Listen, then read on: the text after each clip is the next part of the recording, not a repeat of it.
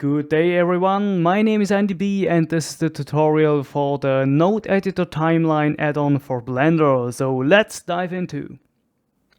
And there we are in Blender. You will find the Node Editor Timeline on the right side in the end panel inside of the geometry nodes, the shading nodes and the compositing nodes. I prepared here 3 node groups because the Node Editor Timeline is just caring about node groups. It doesn't matter what groups they are. It can be objects you import or whatever. It just needs to be a node group. And yeah, let's make a timeline here.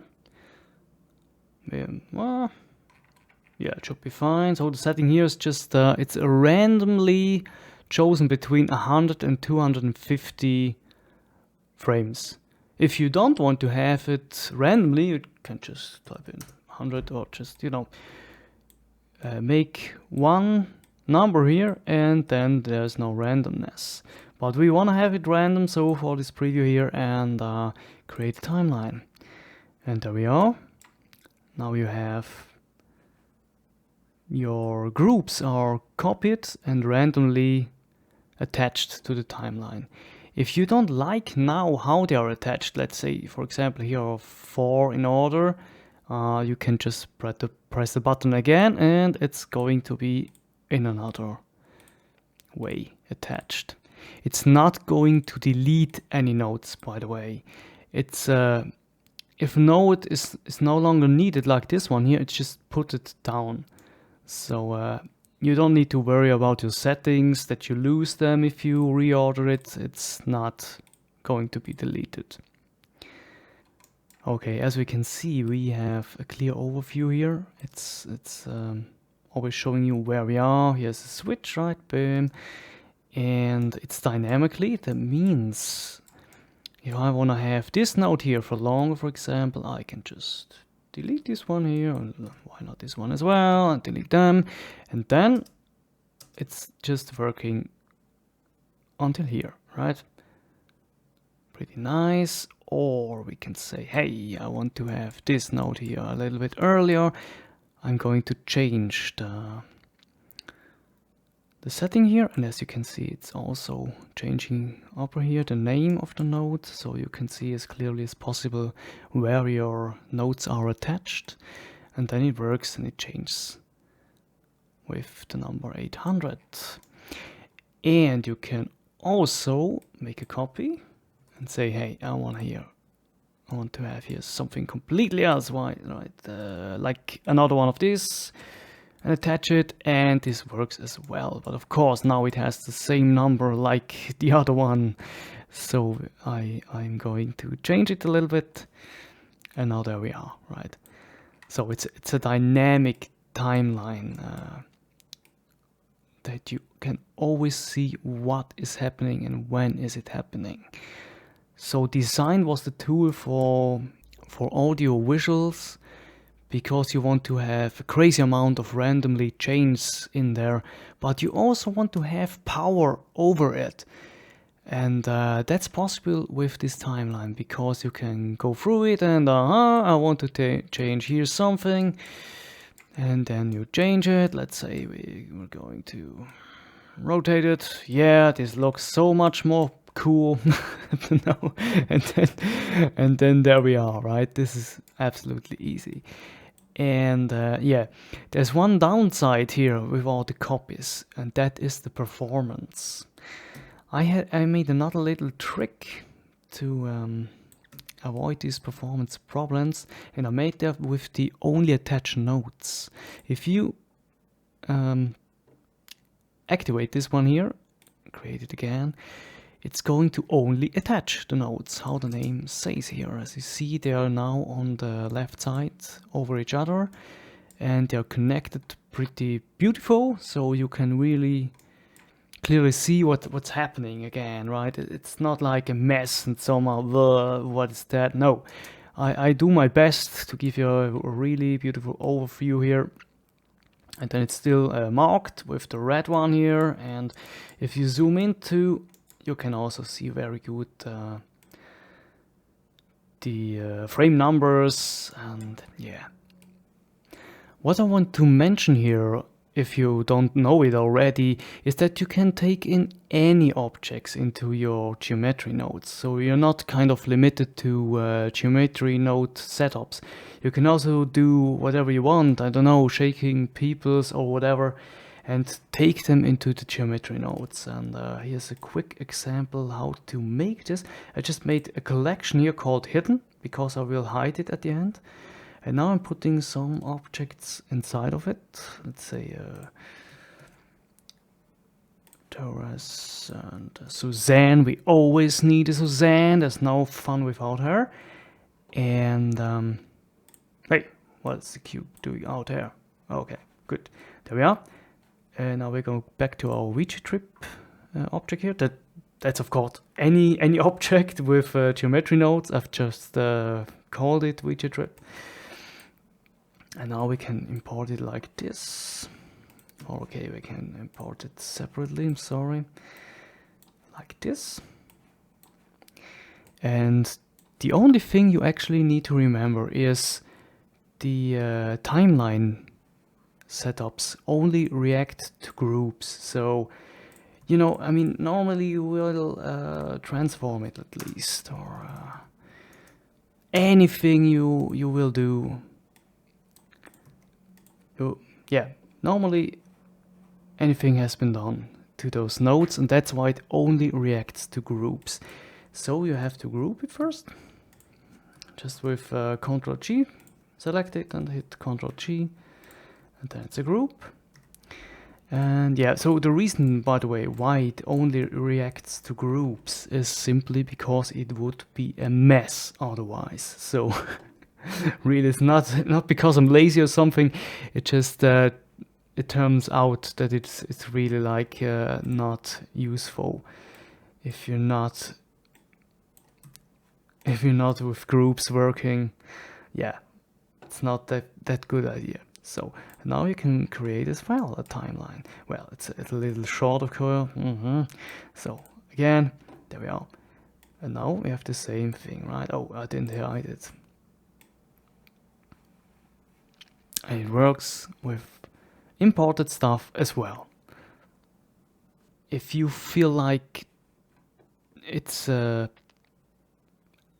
slowing down the power of Blender, you can stop the highlighting, disable this one here, and then you can have a look. Sometimes it makes something, especially if you are in render view. Let's make it yeah. If you activate it, I don't think there's a huge impact at the moment. Now we see it's maybe a little tiny bit, but yeah, it's okay. I mean, the point is you know where you are, and always to boost the performance, just switch to the solid mode, or what works as well is choose another object. This is, by the way, a trick that always works, especially in the geometry nodes. If you have lots and lots of nodes, somehow this is going to slow down the system. So just select anything else. I usually use the camera to select because it's always in the view, right? At least for me. And yeah. The same works as well in the shading. So I prepared here a little situation to show you why I made the possibility to mute unused shading nodes. Because if this is set off, let's have a look to the performance. It's like, whoa, okay. That's not a pleasure. Let's enable it. And immediately, absolutely easy, right? So that's the reason for the button. Usually you will use it. It's not necessary in cycles as far as I have seen, but very, very important if you're working with Eevee. And again, we have the same stuff also in the compositing. In the compositing, there are limitations, sadly. If you use too much nodes, let's say, I guess, higher than 10, then the real-time performance, funny-wise, will still work, but the rendering here, the compositing, it's crashing. And yeah, so don't overdo it in the compositor. I still implemented a tool for here as well, because very often I was glad about it to make changes, because I mean 10 is enough, you know, but you can't make, let's say, 30. That's an overkill. It would crash. And there is another part here in the node editor timeline, and this is the switch nodes tab. You have here a switch frame node. It makes the same like the nodes in the timeline. It just changes from the input 1 to the input 2 at the given frame here. It's pretty simple, so let's show it here with some assets from the VJTrip library.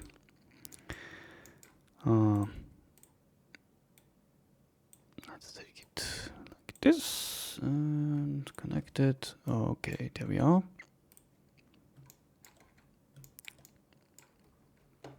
We are at frame 1 at the moment. And we go further and boom, frame 10, it's going to switch. It's that simple. So, but what's the switch frames repetitive? This is going to, let's take another here. This is going to switch every 10 frames between those inputs here. So let's say we're going to switch it every 2 frames to not bore you here. And there we are. It's like, it's going to switch between those here, or whatever you want to, of course. We can do it as well with those here.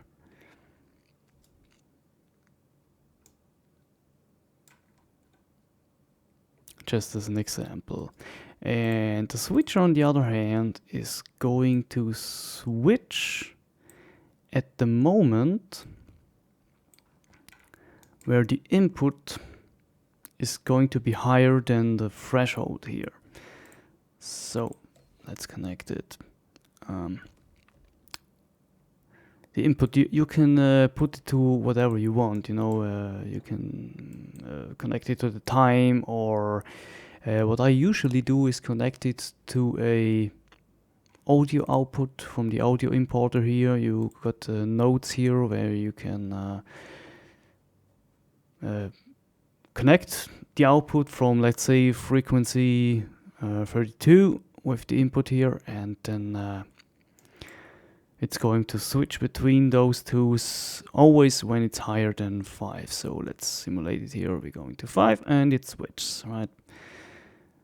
And you can also define the intensity of the input. So let's say you have a pretty weak input, I don't know, maybe some very quiet music or whatever, then you can make the intensity much higher here. And this means the input, it's like multiplied with 5 now, is going to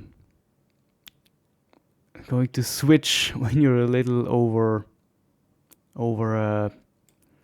5 because it has to be at least 5, you know, it's going to switch after 5. And yeah, you have it in the shading either. Let's go to let's take this one. Okay, going into the shading and to the material called Crazy Cave Moving. Okay,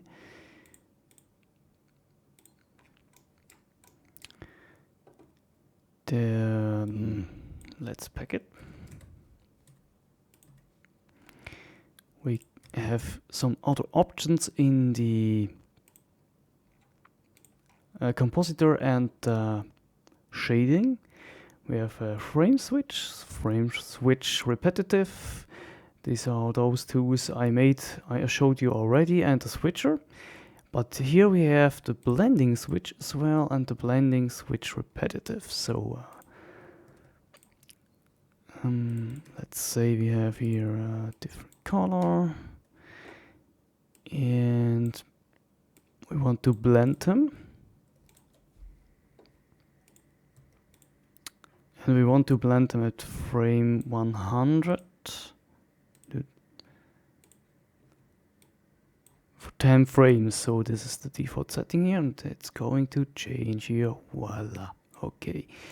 And the repetitive one is going to blend repetitive. We can say we want to have it hold 10 frames here, and it blends 20 frames. And if we connect it here now, it's going to blend back and forth, back and forth, back and forth, and it always keeps one of the materials connected for 10 frames. This is the hold, and it blends for this.